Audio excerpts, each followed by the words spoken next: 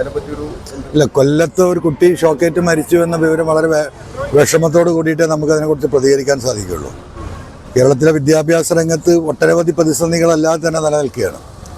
ഈ ഘട്ടത്തിൽ കുട്ടികളുടെ സേഫ്റ്റിയും സെക്യൂരിറ്റിയും ഉറപ്പുവരുത്തേണ്ട ഗവൺമെൻറ്റും വിദ്യാഭ്യാസ ഉദ്യോഗസ്ഥരും അവരുടെ ഭാഗത്തു നിന്നുണ്ടാകുന്ന വലിയ വീഴ്ചകൾ നമുക്കറിയാം. ഇതിനു മുമ്പ് വയനാട്ടിൽ നിന്നൊരു കുട്ടിയെ പാമ്പ് കടിച്ച കേസ് കേരളത്തിൽ റിപ്പോർട്ട് ചെയ്തതാണ്. അതുപോലെ മറ്റൊരു സംഭവമാണ് കേരളത്തിലെ മനസാക്ഷിയെ വേദനിപ്പിക്കുകയും ചിന്തിപ്പിക്കുകയും ചെയ്യുന്ന വിഷയമാണ് ഇപ്പോൾ കൊല്ലത്തുനിന്നുണ്ടായിരുന്നത്.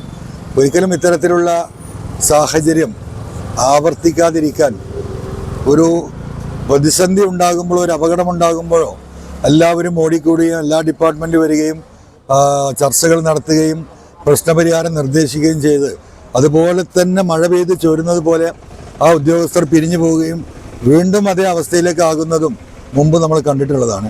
അത്തരത്തിലുള്ളൊരു അവസ്ഥാവിശേഷം ഇനി വരാതിരിക്കാൻ പ്രത്യേകം ഗവൺമെൻറ്റും എഡ്യൂക്കേഷൻ ഡിപ്പാർട്ട്മെൻറ്റും ഈ വിഷയത്തിൽ ശ്രദ്ധിക്കണം.